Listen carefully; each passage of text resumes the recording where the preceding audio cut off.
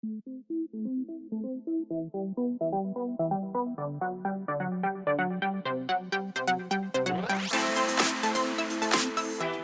everybody, this is Graeme. Today I'm going to be looking at a game called Bone Wars.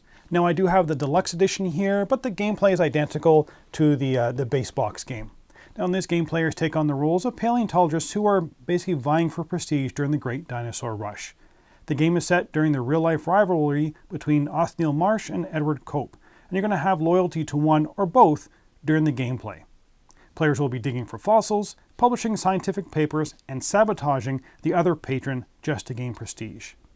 Now the main mechanism in this one is card play. To do an action, you have to play one of three types of cards: a team card, a paleontologist card, or a species card.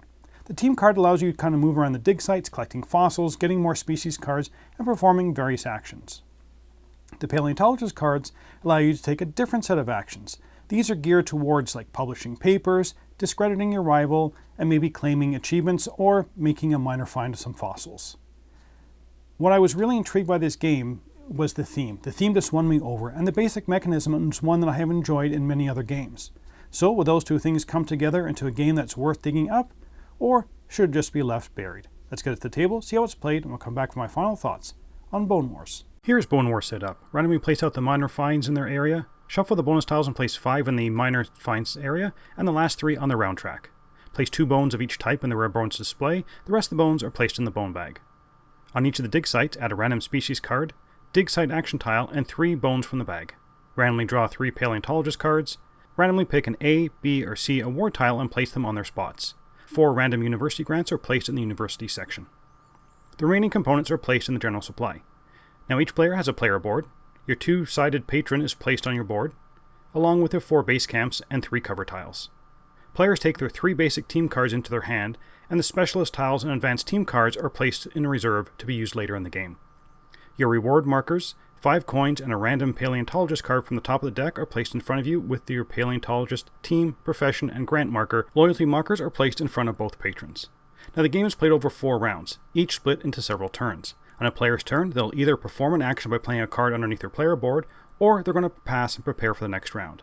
Points are scored after the second round, the mid-game scoring, and at the end of the game.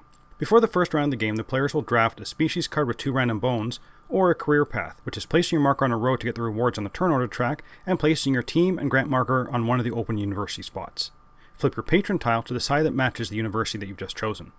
All players will do both of these options during the snake draft. On a player's turn, they will either play a card and take an action, or pass. To take an action, you must play a card from your hand, and there are 3 different types of cards: your basic team cards, a paleontologist card, or a species card. So let's start with the team cards. When played, you must pay the total cost of the card plus the cost of the action slot. The team card will also show you how many action points you get, and the maximum depth you can dig at a site if you choose to do that action. Now to spend your action points, for an action point you can move your team. Now each player does get a free movement action of the team once per turn, but if you want to move them further, you can spend extra action points. Not all action sites are connected, so you have to follow the arrows on the board. For 1 action point, you can dig for bones at the site your team is at. The team card you played tells you how far down you can dig. Take a bone from one of the levels shown on your played team card. This bone goes into your storage area. At the start of the game, you can only hold 4 bones. For 2 action points, you can discover the species at the site, which is take the card and add it to your hand. For 1 action point, you can perform the action of the action tile on your dig site. And for an action point, you can drop off one of your base camps to the dig site. Now this does 2 things. First, when you take the dig site action, you can perform it where your team marker is, or one of your base camps. Placing base camps can also unlock bonuses on your player board. And the last action you can do with your team is dig deeper into the site. For 1 action point, discard all remaining bones and species and refill the site. If you play a paleontologist card, you're going to be placing your paleontologist meeple on one of the 4 placement spots across the top of the board, and your paleontologist must move to a different spot each time you play a paleontologist card. Now, paleontologist cards also have a bonus across the bottom. If you happen to take that action, you're going to get that bonus. The first action is to publish papers. Discard bones that match a species card from your hand. You don't have to discard 4 pieces, but at least 2 different out of the 4 are required. The more different bones you discard, the better the reward. Now there are 4 different bone categories: torso, tail, skull, and limb.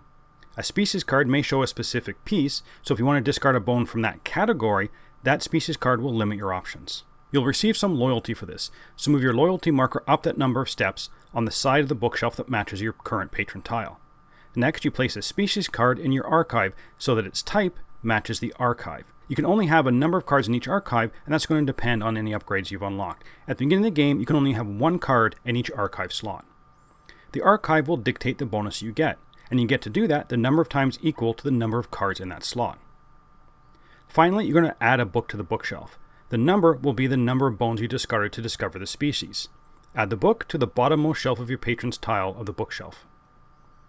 Another action is to debunk one or more papers. Discard at least 2 identical bones to receive loyalty points on your patron side. Then you can flip a book over from the opposite patron to your current patron's side. The number of bones you discarded is the value of the book you can flip. A paleontologist action can also be to claim a reward. Claim one reward you have not already claimed as long as you meet the requirements. You'll receive loyalty points for your current patron, and you'll also receive the current round bonus. In fact, anytime you see this bonus on the board when you take an action, it means take the current round bonus. The last paleontologist action is to make a minor find. Take a species card from your hand and add it to the matching archive with normal restrictions, and perform the associated bonus action equal to the number of cards in that archive. You can then take a minor find that matches the minor find icon on the just played species card and remove it from the game. You then get the bonus from that column.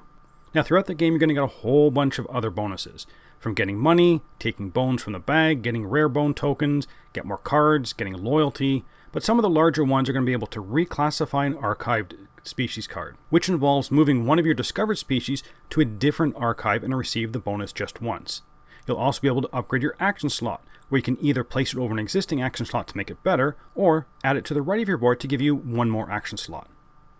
You'll also be able to remove cover tiles and receive bonuses for that, and finally you'll be able to upgrade your team cards. Discard one basic card from your hand to replace it with an advanced team card from your reserve. Or you can hire a specialist. These are kept beside your board, and when you place a team card to do the actions, the specialist can be added to the card to give the card a bonus. And finally, for the action, if you play a species card, you can either take a team action or paleontologist action according to the action space. When you choose to pass on your turn, choose a different new profession and receive that award. Return your team to an open university slot and move your grant if required. Then, if you've changed patron, flip your patron tile. Receive all the loyalty bonuses above your loyalty marker of your current patron. Once all players have passed, the round ends. You push all the remaining bones up to fill the gaps, then refill them from the bag. Remove the species card and redraw for each dig site, and players take back all their team cards. But any played paleontologist or species cards are discarded. These cards are essentially a one-time use. After the second round, there's going to be scoring. You score both patrons. For each patron, see how many shelves have at least one book on them. Each shelf is 1 point. Then multiply that by the number beside your loyalty marker for that patron. At the end of the game, you're going to be scoring this bookshelf again the same way. And the player with the most points at the end is the winner. Let's get back to see what I thought about Bone Wars. On to theme and components. I love the theme in this one. Digging up fossils and discovering species by publishing papers is probably one of those things which is much more fun in game than in real life. I'm not 100% sold on the thematic tie of flipping the patrons throughout the game, but the rest of it makes thematic sense. Your team moves around the dig sites, discovering fossils and species so you can publish papers on the discovered species. For the components, this one is a rough one because I do have the deluxe edition, so definitely take that into account. But I actually really like the components. Do you need the upgraded things? Not in the least. Doesn't affect gameplay at all. Definitely nice to have, but completely unnecessary. I do have to say there's a lot of iconography, and I think it could have been done better. The back of the rulebook does have a list, but often there are combinations of icons to convey the action that you're looking at.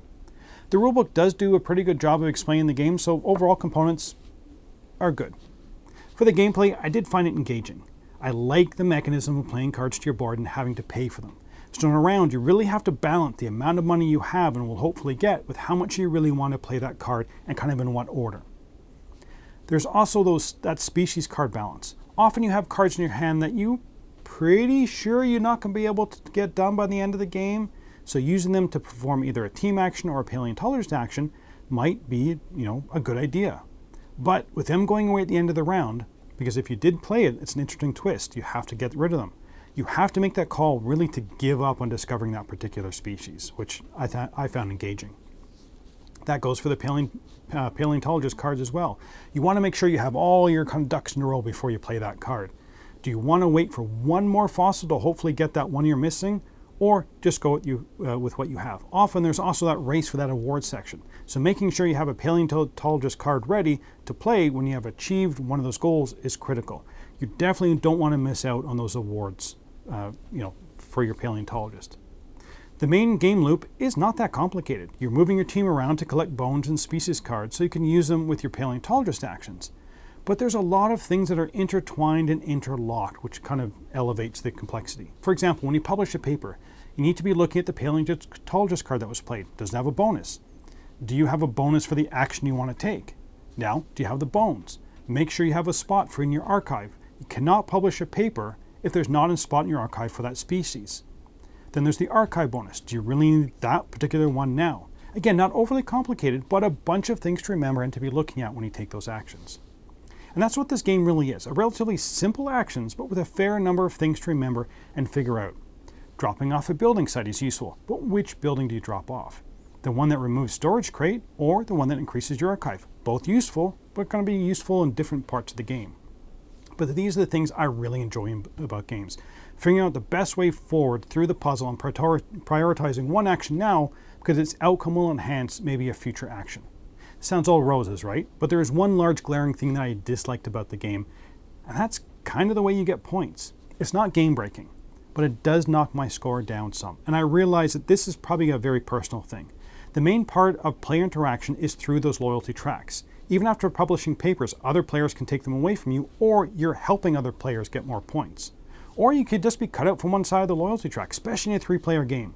Sometimes it's better just to take an early pass, just so you can switch patron sides because of what the other players are doing, but then you kind of sit around doing nothing. If I'm alone working on one patron and my opponents are working on the other side, well, I'm just kind of out of luck, kind of.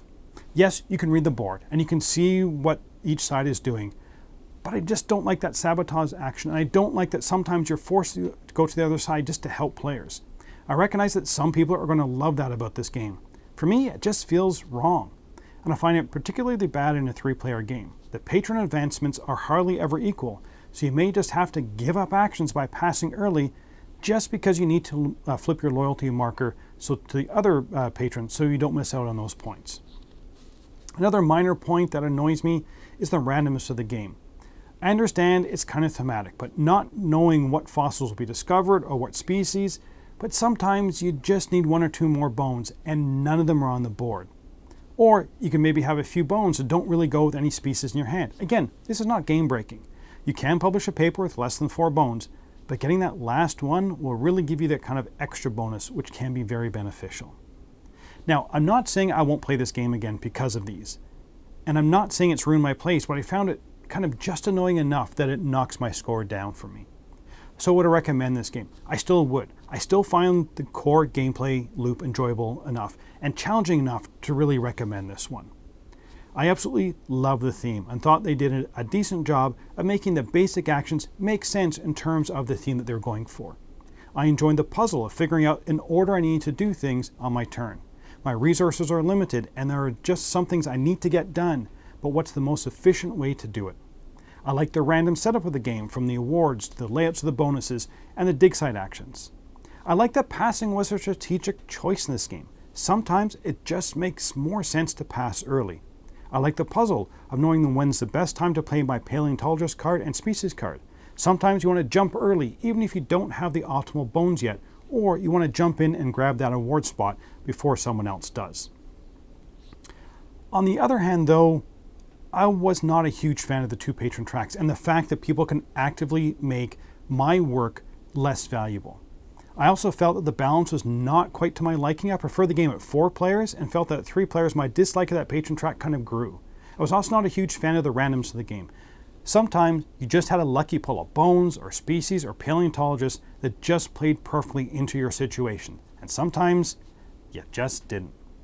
Overall though, I'm still going to give this game a 7.5 out of 10 the Dice Tower seal of approval. This is a game that I enjoy playing, but it has some elements that bring it down a few notches for me. A game I'd happily pull off the shelf from time to time when I'm in the right mood to kind of overlook my hang-ups with it. But that's it for the moment. Until next time, thanks for watching.